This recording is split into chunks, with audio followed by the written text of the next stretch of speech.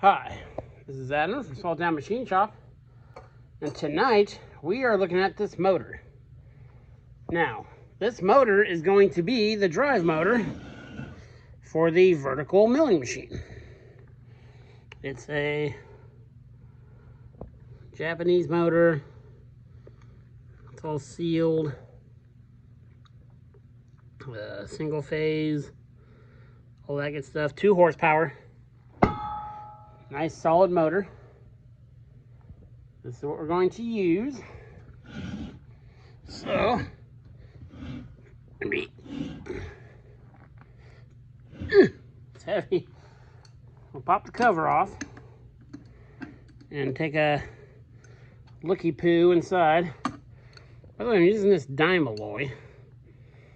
It says Diamond Caulk Horseshoe Co. I didn't know that's what Dymaloy stood for. And man, is it hot in the shop right now. There's 109 again today. So yeah. So I've been using a buddy of mine's vertical milling machine. So I haven't been real rushed to get this mine going, but I need to get it done. Because I do quite a bit of vertical milling, but I don't like filming in his shop. First of all, it seems weird to me. And then he has a lot of stuff on his walls, posters, as it were, that I'd have to make sure I did not include in any of my videos. So,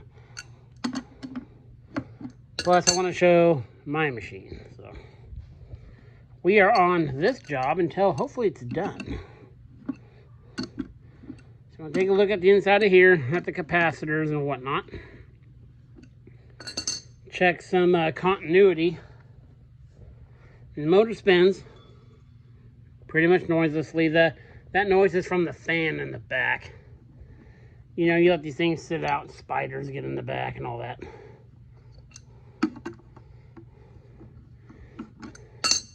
I don't have the big fan on. That way you guys can hear me. The sacrifices I make for you guys. Okay, let's get this guy off. It's a little stubborn. Okay.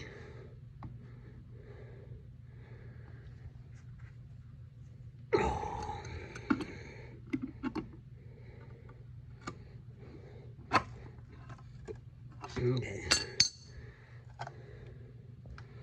Well, the gasket remained mostly intact. It's a good sign. Let's tip this guy back. Ooh. Forgot I have a metal sliver in my palm. Haven't taken care of it.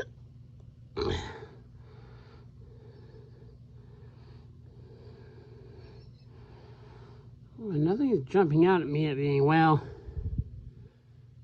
that's not ideal.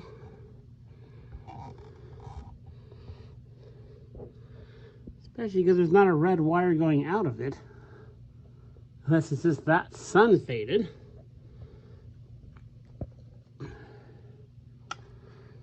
So let's see.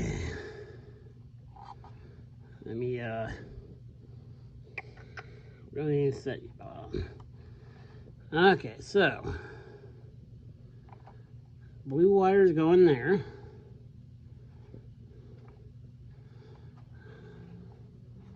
The other wire coming out is going to there.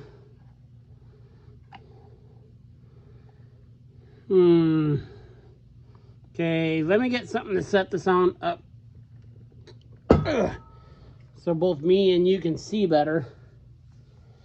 Let's see what's going on wiring wise in this guy. I'll bring you back. Okay, so we have it propped up. Blue wires going here into the motor windings. The darker blue wire is likewise going into the motor windings. There's the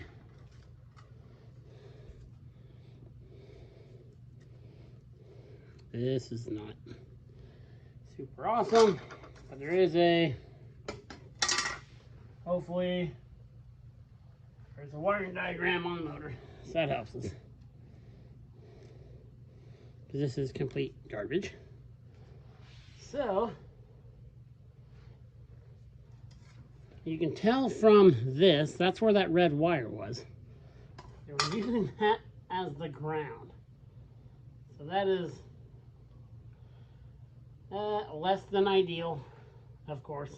But nothing out here is jumping out at me. Let me get my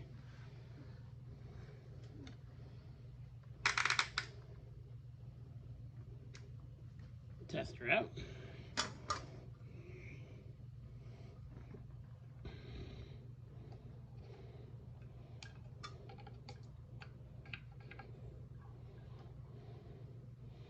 Just making sure nothing's going to ground or anything. So yeah, that just must have been how they were grounding it. So obviously we will be redoing that. There are still tags on the wires, so they're not real. So number 1 is going into 1, and 4 and 8. So let me flip this guy around.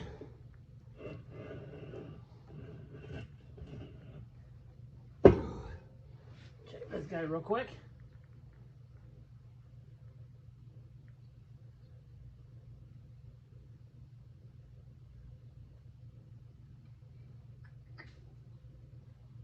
So yeah, it's set up for higher voltage.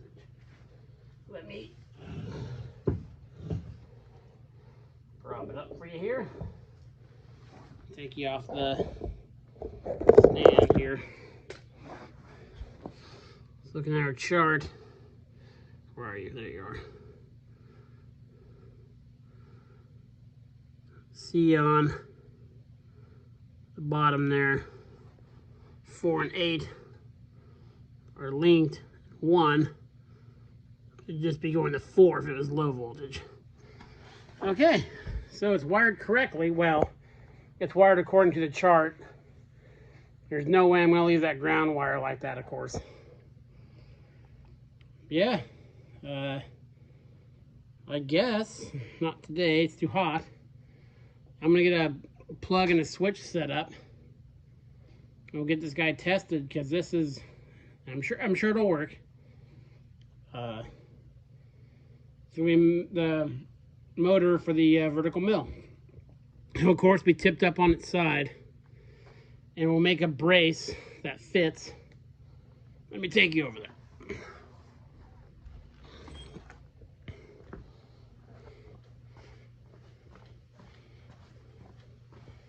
Take a little journey through the shop.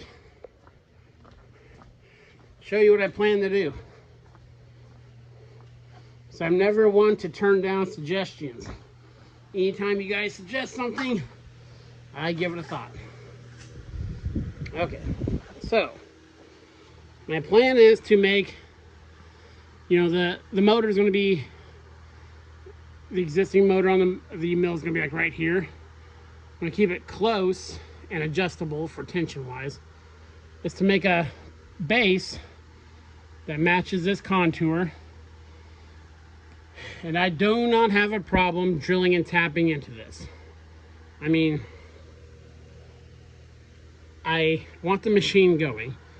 It's lived a rough life, but I'm sure it wants to work again.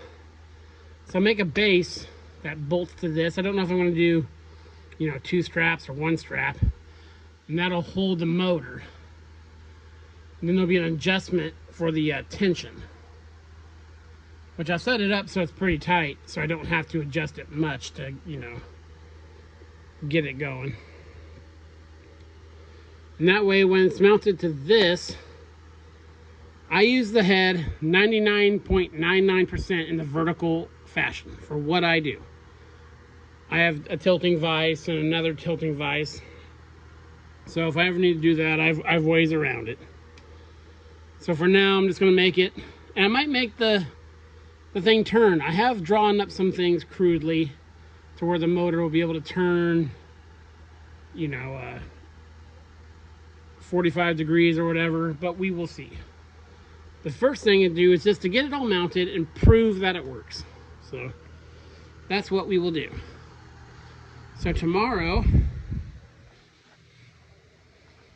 I'll power that motor up, make sure it's good to go, because we also need to figure out, I need to find the tag for the original motor to figure out the RPM so I can match that, because remember the head itself has variable speed, so we don't need to incorporate that into the motor.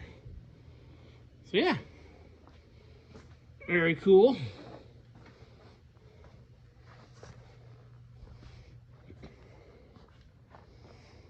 Yeah, hopefully here within a couple days, that guy will be operational. This is Adam from Small Town Machine Shop. Please comment, like, and subscribe, and thanks for watching.